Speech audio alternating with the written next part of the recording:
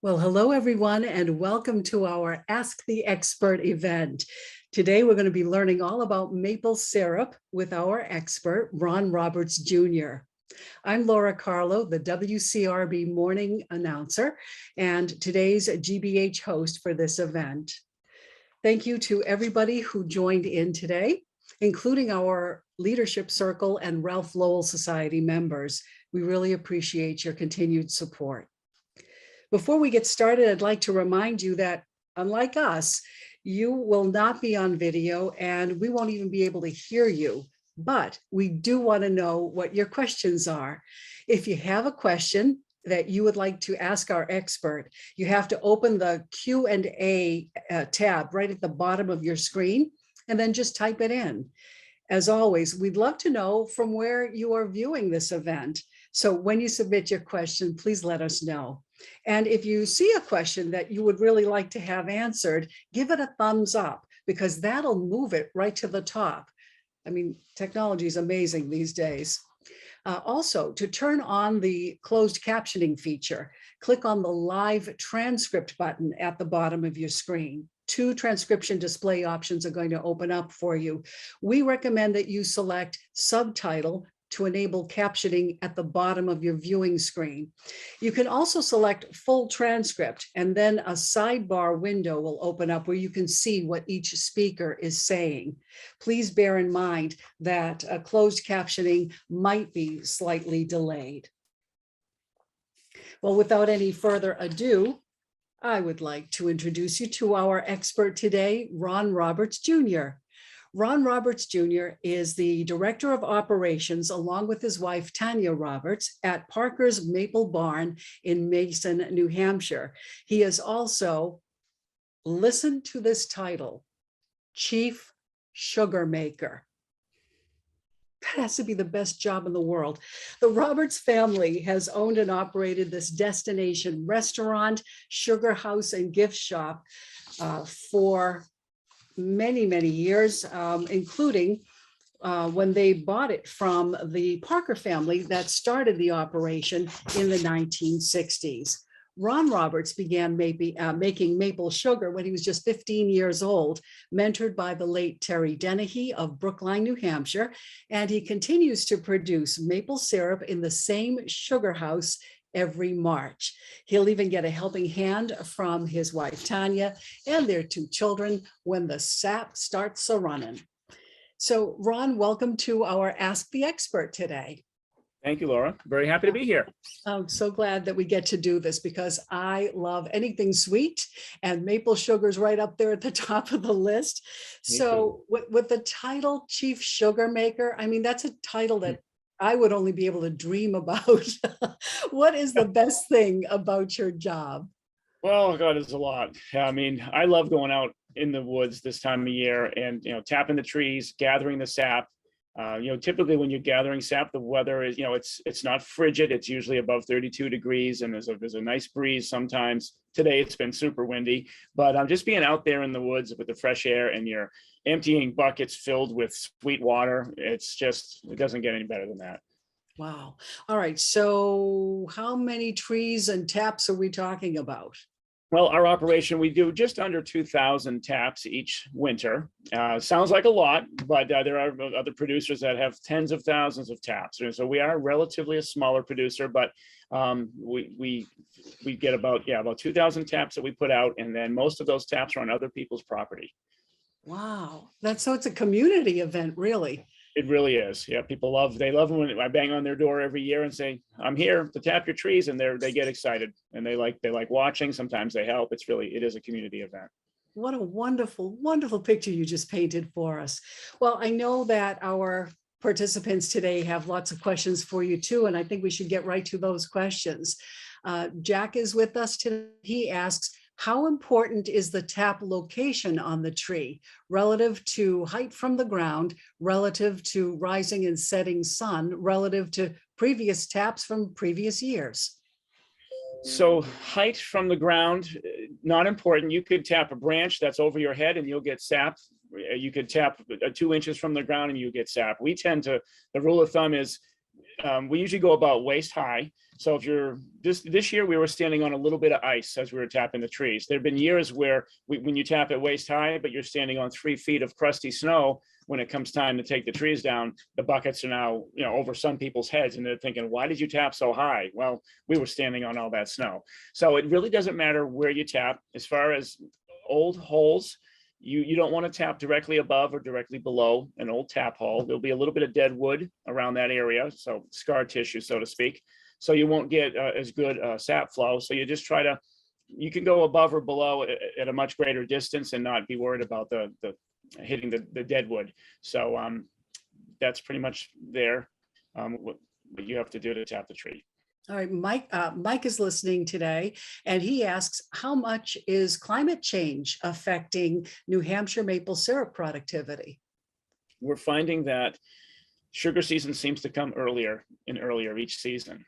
So I think that is, it's causing the snow starts to melt a little bit sooner. Typically, when you have nice snow cover, the snow around the bases of the trees kind of keeps the trees insulated, keeps the sap down in the roots. And then once you start getting warm days, the sun warms up the bark of the tree, causing basically a ring of melted snow around the base of each tree. And when we see that ring of melted snow, we know that the bark is warmed up enough to kind of wake up the sap that's underground in the roots.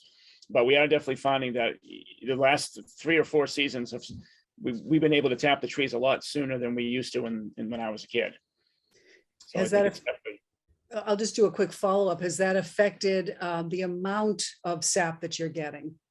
Sometimes it does. So the season starts a little sooner, and then it tends to get warmer sooner toward the end of the season. So warm weather you don't want too much warm weather. An ideal sugar season would be every night down in the low to mid 20s and every day from 32 to maybe 40 degrees. Those are the ideal temperatures. But when we get days like the last 2 days where it hit 60 degrees for 2 days in a row and it didn't freeze up at night, that's not good. It kind of tricks the trees into believing that spring is here. And then the buds on the tips of the branches will start eating the sugar so they can become leaves. So it kind of speeds up the whole season, which makes for less time for us to make syrup from the sap. Oh, that's really interesting. All right, Jerry has a question for us. He said, is there something like terroir for maple syrup? In other words, can you detect taste differences between syrup from Maine versus syrup from New Hampshire, for example? I don't believe so, but some people can detect differences in the flavor of the sap. So there are many different species of maple. We try to tap mostly sugar maples because a sugar maple will give you sap that's sweeter than all of the other maples. But we do also tap some red maples, some Norway maples, some silver maples. And other than the sugar content being different, some people say they can taste a little bit of different flavor in sap that comes from a red maple or a swamp maple versus a sugar maple.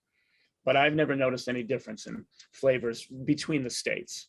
Oh, okay. Yeah. So Vermont, New Hampshire, and Maine, we're all good. Oh yeah, we're all real good. All right. So David is asking a question about how long after collecting should the sap be boiled?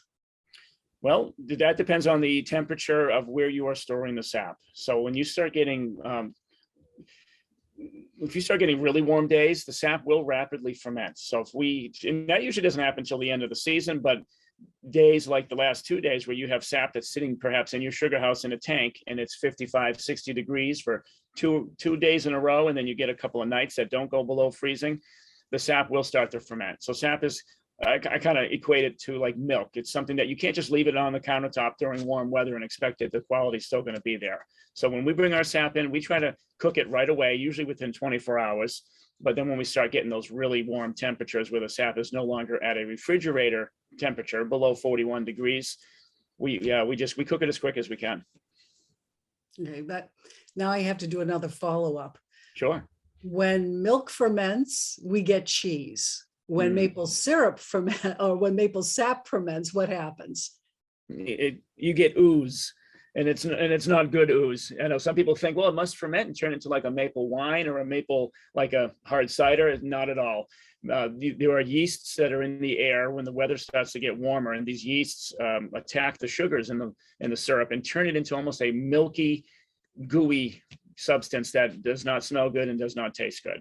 So yes, fermented sap, sour sap is something that you don't want to eat or drink or do anything with. Yeah, I think the Yeah. name sour sap said it all. Yeah, exactly. Chuck has a question for us. He's from Guilford, Vermont, by the way. And he said, in my effort to save firewood, I've been allowing my collected sap buckets to freeze and skimming off the ice. Due to a cold snap, my buckets are 90% frozen and I've drained off a small amount of sap. Is it worth cooking down any of the sap water that is frozen? Or can I assume I got most of the good stuff? You got all the good stuff. We call that super sap. And when the sap freezes, sap is typically about 98% water. So it's a very small percentage of sugar in sap. About 2.5% is about average sugar content for sap. And we've even seen that go down through the years. But when you freeze it, what you're freezing in essence is just the water and the sap that's underneath that. If you were to check the sugar content of that sap, it might have been 2.5% when it was a full bucket, but that sap at the bottom is probably, it could be 3, 4, 5% sugar.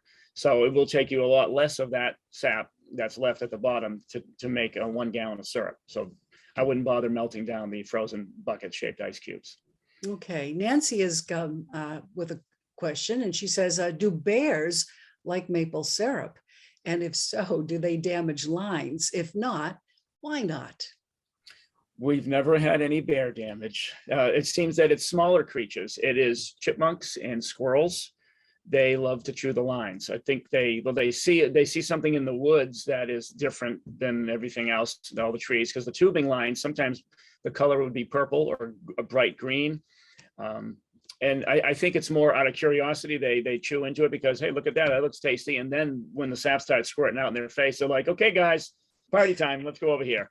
And deer will also be known to chew at the lines, or sometimes if a herd were to come through, they might even just plow right through the lines and knock them off the trees. So yeah, bears, we don't have a lot of bears around here, although we do have some. It's not like honey. They're, a bear that might be attracted to honey. The sap that is out there in the woods, it doesn't smell like syrup. It doesn't taste like syrup. It just has such a slight sweetness to it that it's not really noticeable to a bear, I would think. I'm going to do a PS on your comment about squirrels. I Yeah. noticed that your store website has squirrel-shaped dog treats, Yes, and my dog loves barking at squirrels, so I'm coming for those dog treats. we'll save you some. Okay. So Anne has a question for you. She says, can all types of maple trees be tapped? Yes. Any type of maple tree will be producing sap during sugar season. It's the sugar maples that will give you the sweetest sap. So if you're doing it for fun at home, tap any kind of maple tree that you have. You might end up with sap you're just gonna need more of it if it's from a Norway or a silver or a red maple. The sugar maple, we have one big old sugar maple on the property. We call her Mabel the maple, and we always tap her every year, and we always segregate her sap from all the rest of the sap because we like to just test it just to see. And we get sap from 1,700 to 2,000 taps that are out there, and it's mostly sugars, but a combination of the other maples. And if the sap comes in on a particular load at 2%, we always grab the bucket from Mabel, and she'll be at 3.5 or 4%. So it's a big difference, to go from 2 to 4%. It's a lot less sap that you need to cook to get to the finished product.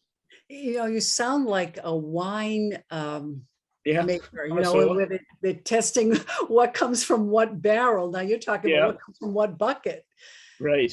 Yeah. One of our attendees, didn't give a name, said, how do you figure out timing to tap? Think of the crazy weather this year, 20 degrees Monday, 60 degrees this morning. Yeah, so I rely heavily on the weather app on my iPhone. I basically just look at the extended forecast, and I know the weathermen aren't always famous for being right on the money, but if I see a warming trend coming, where I see the warm days and the nights below 32, that's basically how I kind of will plan the time to tap the trees. In the old days, it was always right around Valentine's Day is when you go out and start tapping. But now it's tending to be a little bit sooner than that. So you can't just go based on the old, that go out at Valentine's Day. Lori from Millis. Other than the size of the tree, what factors make some trees flow more than others?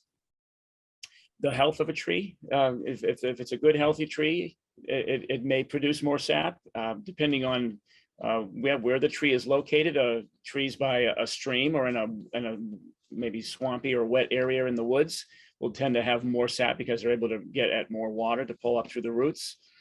Yeah, so it depends on a couple different factors like that, but I can't say that it's really a location of the tree rather than the species of maple.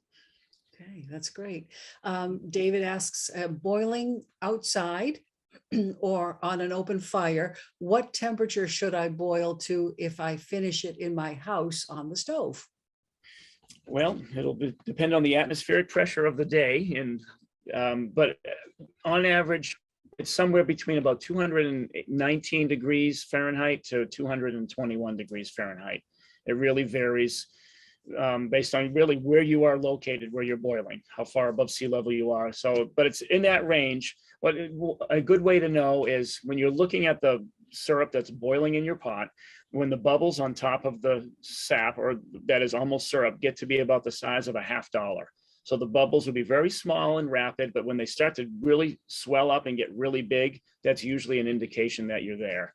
And you could dip something in that has like a ladle, something that you could dip into the syrup and lift up out of the syrup. And when it starts forming sheets, rather than dripping off like brown water, it'll actually drip off in clear, not clear, but like really thin sheets, almost like amber colored glass. When you see that sheeting, you know it's time to take it off the fire. Okay. Kathy's with us from Hampton, New Hampshire, and she said, how do you identify which maple trees are the best ones for tapping? The best time to identify that is in the summertime. You look for trees that have a very nice big crown, lots of leaves. And you want to look for sections of trees where there's dieback. If there's a tree that was perhaps struck by lightning or a large branch had broken off, there's a good chance that there's going to be some sap that's going to be lost from that wound in the tree. So I'd like to look at all my trees in the summer, and I can tell a tree that's healthy based on those factors versus going out this time of year where none of the trees have any leaves. It's hard to know how healthy a tree is. So, yeah. That's really interesting. It's a summertime project too. Yeah. Priscilla has a question for you. She said, I tried recreating Little House maple sugar candy by pouring hot syrup in the snow for my grandkids, and it didn't work. How is this done? So you have to heat maple syrup up to about 235 degrees. So what you're doing is you're taking maple syrup and you're heating it to a point so that when you pour it on the snow, it's going to form a taffy.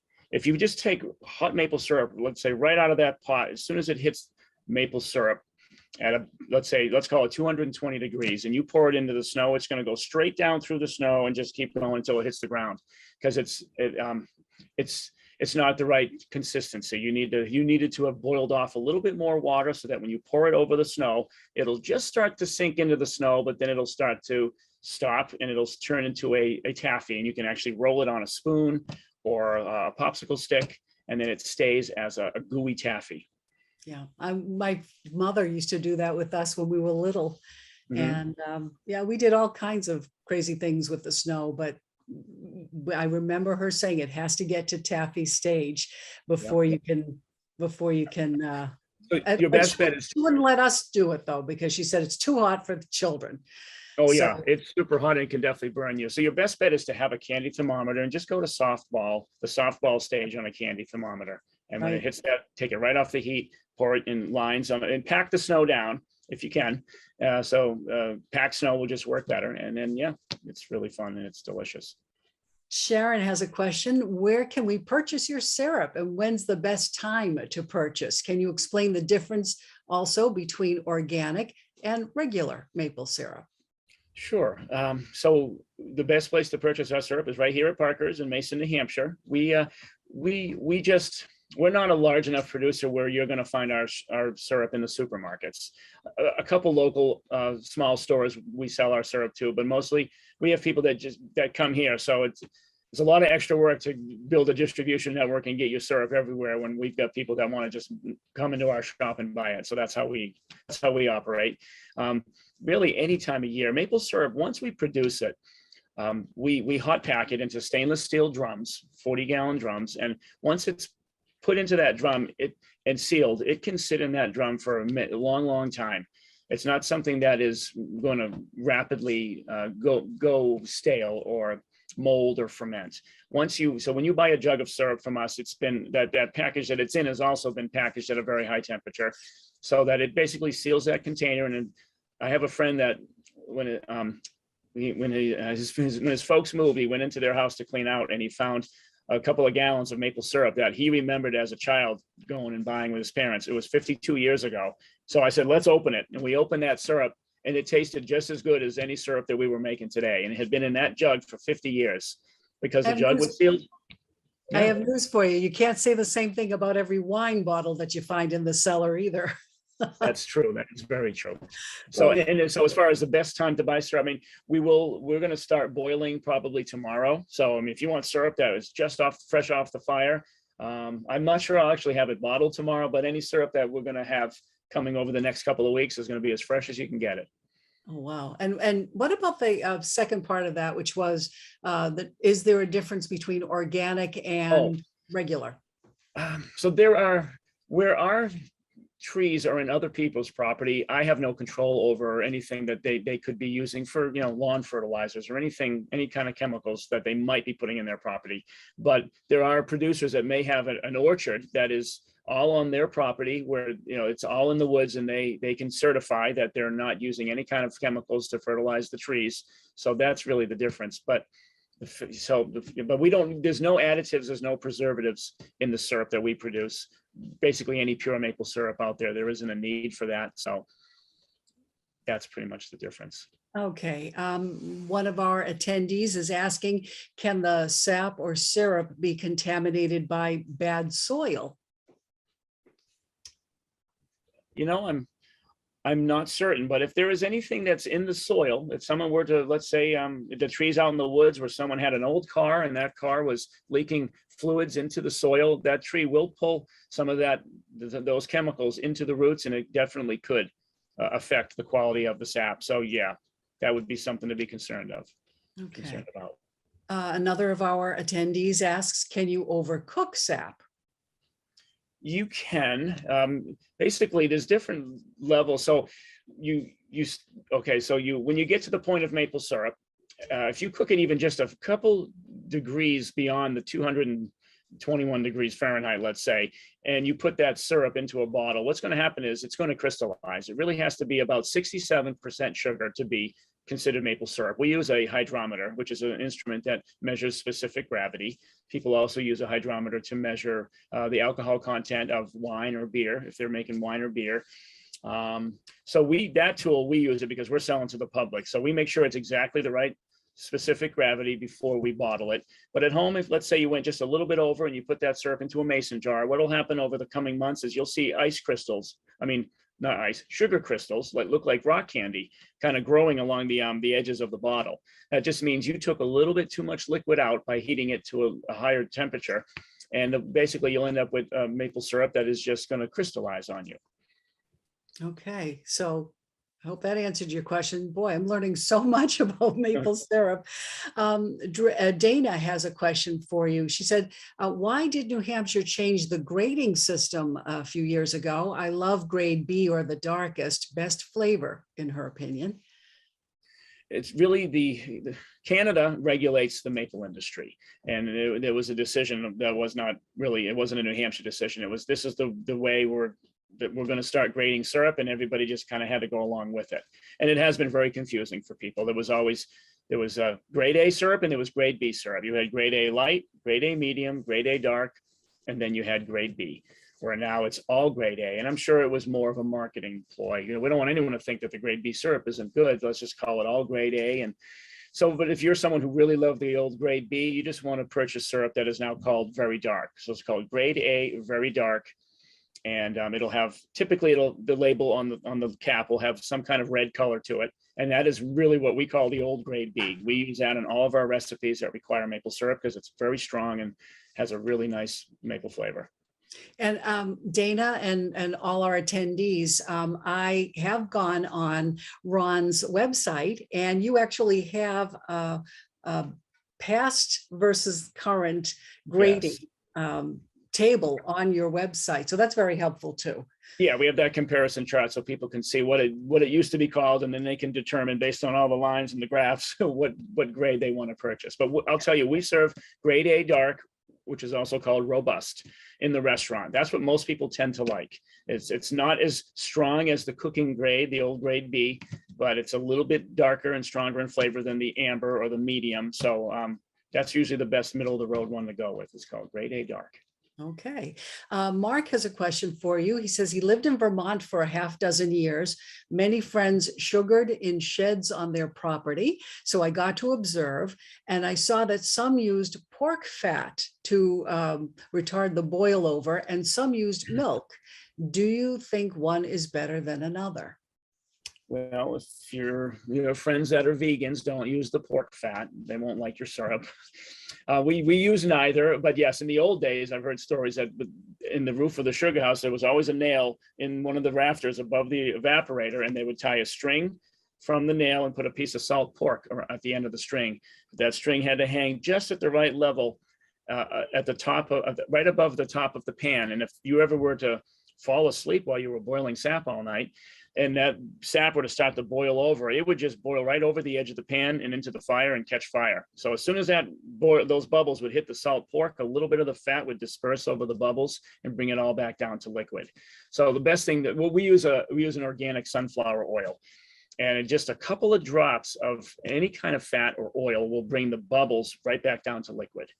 So, but you can use the pork, you can use a little bit of milk. Cream would be better because there's more fat. But if you don't want to taint the syrup with either animal, any kind of animal product, just use any kind of a cooking oil. Okay. Sarah is with us from Texas, and she has a question. Is there a lifespan for a tree to be tapped? Do trees get too old to be tapped? Really not too old, but really it depends on the health of the tree. So if we have a tree that we can just see is deteriorating and limbs are falling off and doesn't have a very strong, very nice crown of leaves in the summer, we won't tap that tree anymore. It means it's probably near the end of its life. A lot of times those old maple trees are right along the road. You also get a lot of road salt that is affecting the health of the tree. And then you can tap a tree. There's different theories behind this, but I wait till a tree is 18 inches in circumference before I will put one tap on it.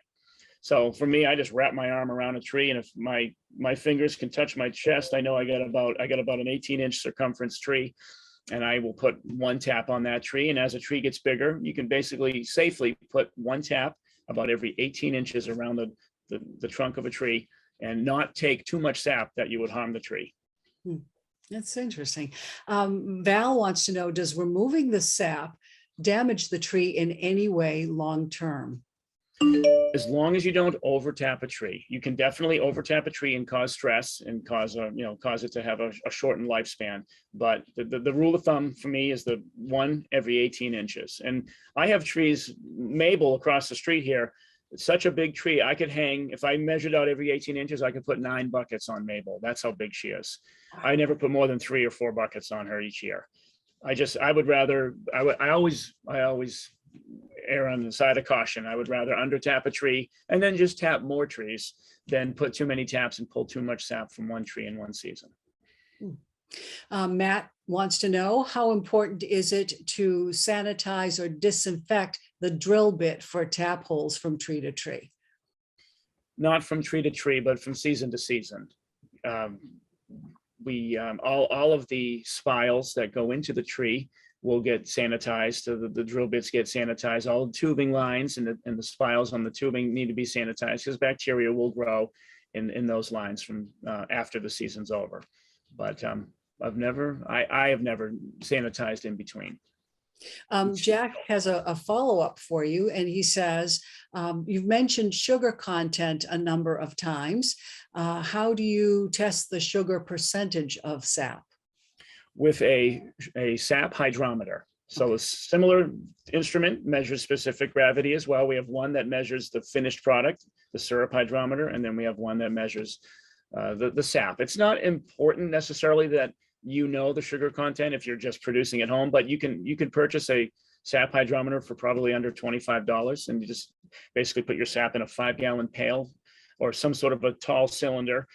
And then you just very gently place the hydrometer in, and it will measure the specific gravity, and whatever line is floating right on the surface of the sap, read that number, and that's your percentage of sugar in that batch. Okay. Kathleen wants to know, hi, Ron, thank you for your insights. How are the different grades of syrup created? Hi, Kathleen. And so basically, at the beginning of the season, the sap is sweeter. So sweeter sap means you don't need, you're going to boil less sap to make each gallon of syrup.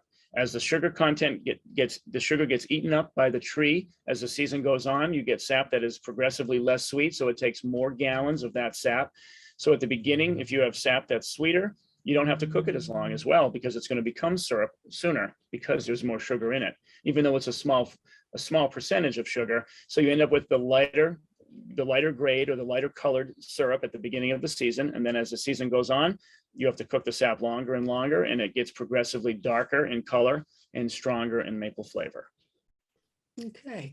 Am I saying this right? Spile? Does that? Spile. Yeah. Okay. So Laurie wants to know if sap is running through the spile, but also down the side of the tree, is the spile not positioned correctly? It could be that you use the wrong size drill bit.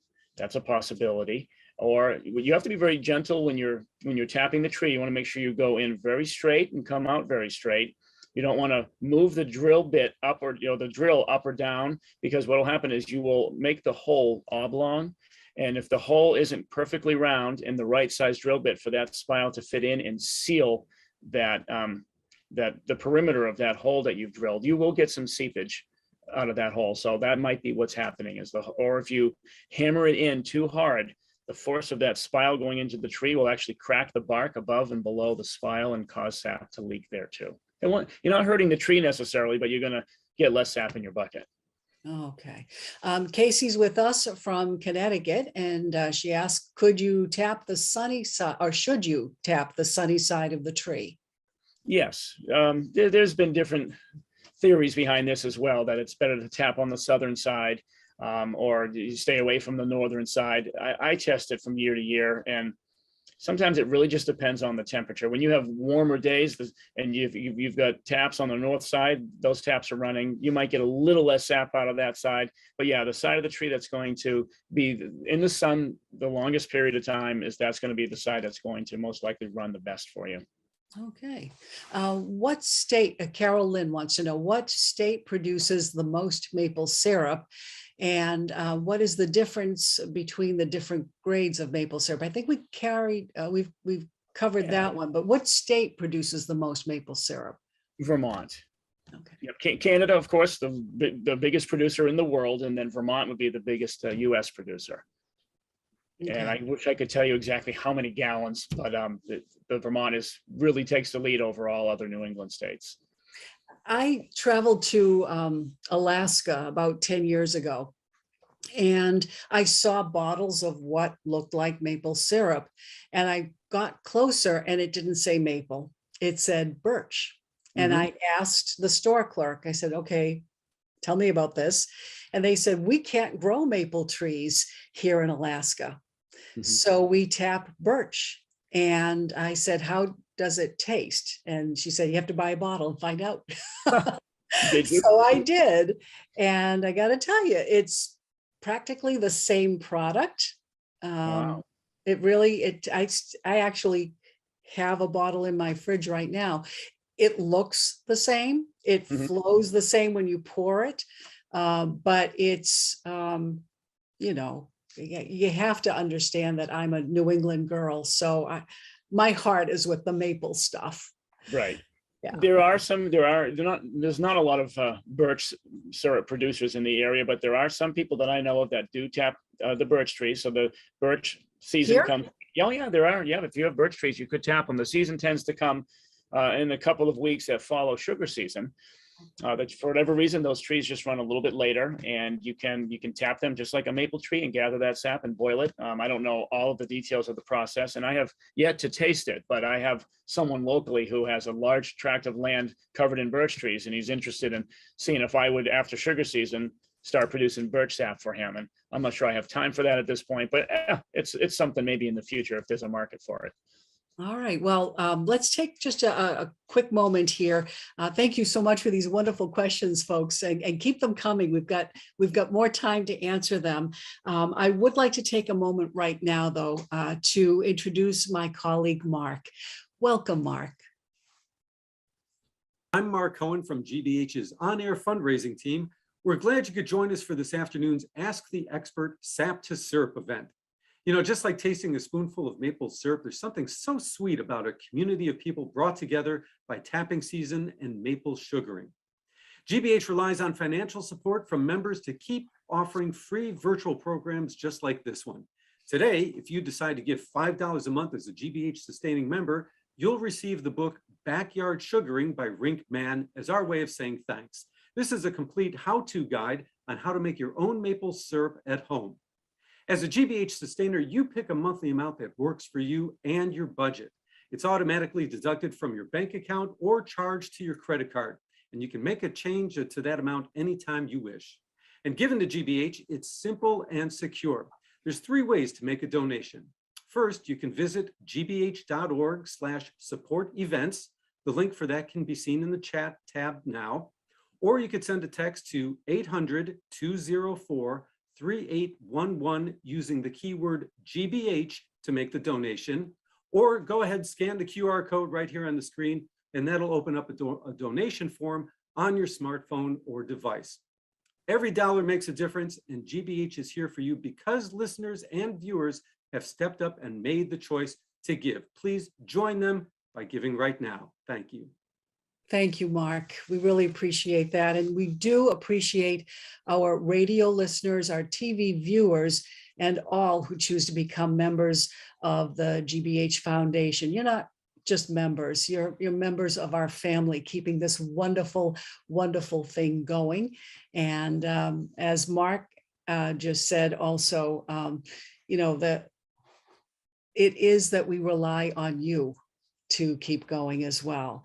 And Ron, you're a family business. You understand about family pitching in. Sure, absolutely. Dana had a follow-up question to her earlier question. She said, I was told old syrup should be boiled again to make sure there's no bacteria. Is that true? I guess it depends on where you had that old syrup. If you typically, when you buy a jug of syrup, you can buy it off of our shelf, put it in your pantry. If it's unopened, you could leave it there for many, many years. Like my friend Dave, 50 years later, it was still good. But once you crack the lid and you let air contact the syrup, then it needs to be refrigerated. And it's very unlikely that it's ever going to grow any mold in the refrigerator. What could happen is water could evaporate from it if you don't keep the cover on tight. So you might have it in there for a long time and you'll start to see those ice crystals form. I mean, not ice, the rock candy crystals. But as far as reboiling it, the only time you'd want to do that is if you left it in your pantry, you opened it, you put it back in there because you didn't want to keep it cold. You wanted it to be warm. You might find mold on the top. What you would do is you wouldn't want to throw it away. You could pour that syrup into a stainless steel pot on your stove, just bring it to a boil. That little bit of mold would only be on the surface. It'll rise to the top of the bubbles, just skim off the mold. And then you can put that syrup, once it cools down, back into a clean container. Okay. And it should be good. That sounds like all of us are frugal New Englanders too. Yeah, you don't want to throw away maple syrup. It's too expensive and too delicious. That's right. So one of our attendees is asking, are you saying that my Japanese maple can be tapped? Sure. I have yet to tap a Japanese maple because I don't see many of those out there when I'm out and about. But yeah, any maple tree can be tapped. Okay. Another attendee is asking, Ron, would you please give us a brief overview of the whole maple syrup making process, since we're not all familiar with it? So let's Sure. do the abbreviated version. So you go out and you tap the tree. So if you're going to do this at home, go get yourself a couple of maple buckets. Sometimes you can pick those up at a hardware store. I could even set you up with a couple here. And you need maple buckets. You need a lid to keep out rain and snow, and you need a spile to be able to put into that tree in the right size drill bit. Once the sap is in that bucket, you would then put that sap into a stainless steel pot. You can do it outside, like on a turkey, like think of a turkey fryer. You could get that base that you would be outdoors frying your turkey in, but you use that base with the gas flame and put that stainless steel pot filled with sap. Fill that pot to the top and boil it down until you've got just a few inches of what is almost maple syrup. Take that little bit of maple syrup out and then put it into a separate container. Now you can rinse that pot out and refill it with sap and go through that process again and again. Take all that super concentrated sap that is left at the bottom of each one of those boil times. And then once you've got enough of that, put that into that pot. And then you would finish that almost finished sap down till it's maple syrup. That's pretty much the process there. It's just a matter of you're just boiling water, you're boiling the sap and removing the water till it reaches the right sugar concentration. It's really pretty simple process. Wow. All right. So Ruby is in Boston and says, I have a sugar maple that's 5 stories high and maybe 400 years old. Someone screwed up and amputated all the boughs and branches all the way up to the 2nd story. Sad, but given my location and the state of the tree, do you think it's possible to tap it and have any useful amount of sap? And would it be harmful to this tree to do so? I guess I'd be curious to know how long ago they cut all the limbs off. If it was recently, you might even get some seepage from all of those severed limbs during this season. The reality, yeah, you could still tap it.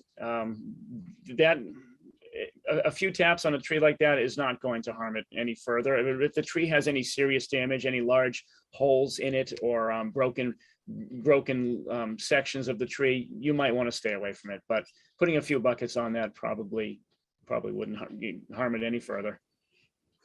Priscilla wants to know, how is maple sugar candy made, and do you make it at Parker's Maple Barn? Yeah, so basically, maple sugar candy is made by taking maple syrup. You typically want to make maple candy, maple cream, or maple sugar with the lightest syrup that comes at the beginning of the season, because you're going to take that syrup and now you're going to cook it further. If you start off with that grade B syrup that we used to have, and you start boiling that further, by the time you turn it into candy, it's going to be very, very dark brown and be very smoky. It's not going to taste good. So you always start with the lightest syrup, and you just heat the product to different temperatures. So maple candy, you go about 32 degrees above the boiling point of water. So once you hit that temperature, you're going to whip up the syrup, and then you're going to pour it into candy molds. And then when that syrup cools, rather than it cooling and just staying as a syrup, it's going to cool and harden and turn into little pieces of maple candy. To make maple cream, you go a little bit less. You go about 24 degrees above the boiling point of water, and then add air by whipping it up. And then you pour that syrup into glass jars, mason jars, and that is going to it's going to get soft, but it's not going to turn into rock hard candy. It's going to be soft and spreadable, kind of like peanut butter. So it's one product that you just boil to different levels of sugar concentration to make the different maple products. If you want to make maple sugar, you remove most of the water. You go about 45 to 50 degrees above the boiling point of water, and then you have to really whip it really fast, and it will just crystallize and turn into almost like powdered maple sugar. It's pretty neat. I've used that actually in my baking. It's so good. Everything you just described, so good. So question from Willa, did I miss this? What do you do about the holes at the end of the season? Do you tap the same spot each year? We do not. We let those holes heal. So we pull the spiles out at the end of the season. We know when the season's over, the buds, the little red things at the tips of every branch that are going to eventually become leaves, you can really see them standing on the ground and looking at the top of a tree. You can kind of see when the buds have sprouted. They just, on the red maples, they almost turn into like a red, almost like a little flower. But once the trees bud out, the sap will then begin to turn a little bit sour, or it'll get an off color to it. But so we then pull the spiles. Those holes have already started to heal. After about 6 weeks of drilling a hole in a maple tree, it's already starting to heal itself. So we pull those spiles out, and usually within within 1 year, that hole that we drilled this year will be completely healed over if you use a small enough spile. So yeah, so we never tap in that same spot again. We always find a new place to put a new hole, and all the old holes heal over. It's kind of neat. One of our attendees asks, did Native Americans in this area collect maple sap? Yeah, the Native Americans were the first people to make maple syrup, and they taught all of the settlers how to make it. So it was, there was a time when back in Ben Franklin's time that there were plans to make the U.S. self-sufficient in sugar production, but using maple sugar instead of cane sugar. And that never came to fruition, but it was definitely the Native Americans who were the first ones that were making the maple syrup. And they would actually hollow out a log, and they would char the insides to seal up all the pores in the wood, and they would fill that hollowed out log with the sap, and then they'd start a large fire, put rocks into the fire, and then put those red hot rocks into the sap, and that's how they boiled the water out of the sap. And they would just boil all the water out, turn it into maple blocks of like maple sugar, and then they could store that through the long winters. Fran is, oh, I'm sorry. You want to finish your thought? I'm good. Okay, so Fran is with us from Nashua, New Hampshire, and asks if there are big gaps in the sap running, is the quality of the sap affected? No, there isn't. So yeah, we do. This does happen where right now we've had a few days of very warm weather, so the sap is really running. But then tonight it's supposed to go down, in this area about 14 degrees. The next few days and nights are going to be perfect sugaring weather, days up into the 30s and 40s, nights in the 20s. But then I want to say Monday or Tuesday, I saw that it's going to hit 55 again. So, but we do sometimes get what we call just a freeze, where everything would just get hit with a cold snap. And even though we were making lots of syrup and the sap was running like crazy 1 week, you might get a full week where everything freezes up solid and nothing runs. There's no difference really. It doesn't affect anything. It's just once the weather warms up again, the trees will start to move the sap up from the roots again. Okay, let's see. I think we've answered that question. Casey wants to know what happens if you accidentally tap a tree that's not actually a maple. Well, that hole will heal. That tree will heal itself over just like any other tree. Yeah, I mean, other trees are producing sap, but the sap just won't have a lot of sweetness to it. And I've never actually tried to boil sap from any other tree, but I have had times in the past where I've sent a crew out tapping, and I come to check on them, and there's this one tree that's amongst all the maples that isn't a maple, but it almost looked like it could be a maple. So it's happened where other trees have been tapped, but we just we'll take the bucket off of that tree because it's not a maple and just let it heal. Priscilla wants to know what part of the process is open for visiting by the public at your site? Read the boiling process. So we offer tours to the public starting the 1st of March. I'm not sure what day the 1st of March is this year, but typically weekends in March, I should say, is where we open our sugar house. We have tour guides that will walk you through, and you can watch the syrup being boiled. If we have sap to boil, you can watch the whole process and watch the trucks back in with the sap, the raw product. So we show you what the raw product looks like, tell you about the history of maple sugaring, and bring you through the whole process, and you can see the finished product coming off. And of course, it's always weather dependent and sap dependent, but typically in March, most weekends we do have sap to boil. Fun. I actually remember going to, it was a day trip. My parents threw us in the back of the car and we took off. I don't remember where. I just remember going and loving the whole thing. And we got to put our finger in the sap and tasted it. And it tasted like sweet water. It was a surprise to me that it didn't come out as syrup from the tree. Yeah, it surprises a lot of people. And yeah, it really does. It looks exactly like water. It tastes like water. With just a little hint of sweetness. It doesn't necessarily taste like maple.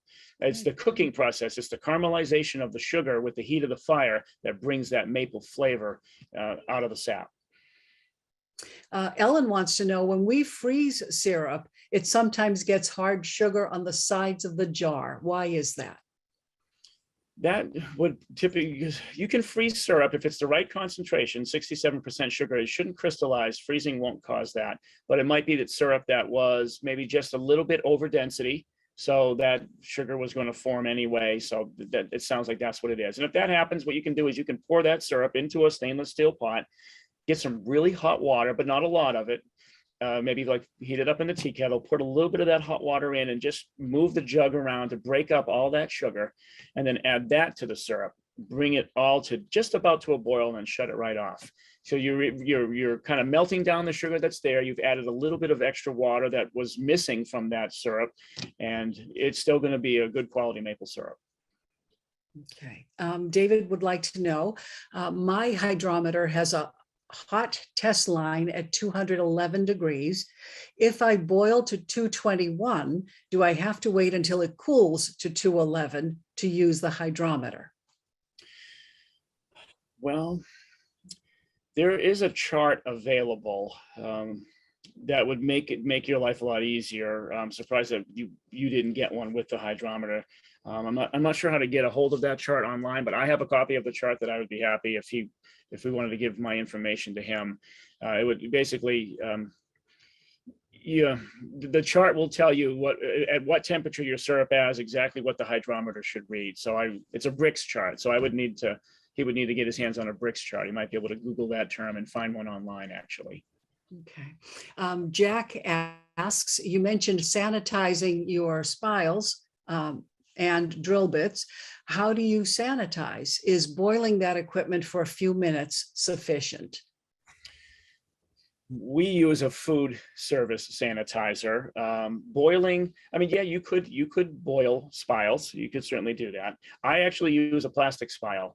The old spiles we used in the old days were much larger. They required a 7/16 drill bit. It was a drill bit that basically you could stick your pinky finger into the hole in the tree when you were done. And you got a good amount of sap from the holes, but it took the tree sometimes 2 full years to completely heal over. So they've come a long way with the technology, and the spiles are much smaller. They found you can put a 19/64 size hole into a tree and get just as much sap from the same hole, and the tree can heal itself over in 9 to 12 months.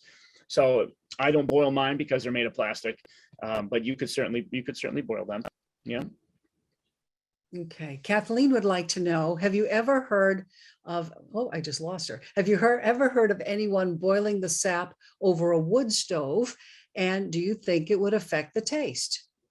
No, well, we use a wood fire here. Most sugar makers these days are using either a gas fire, an oil fire evaporator. It's more efficient. You don't have to constantly stoke the fire, but we just continue to do things the old-fashioned way because we're also about educating the public, letting the school groups come through, and to see the fire getting filled with wood is just we just like to do it old-fashioned. But yeah, you could definitely do it on a wood stove.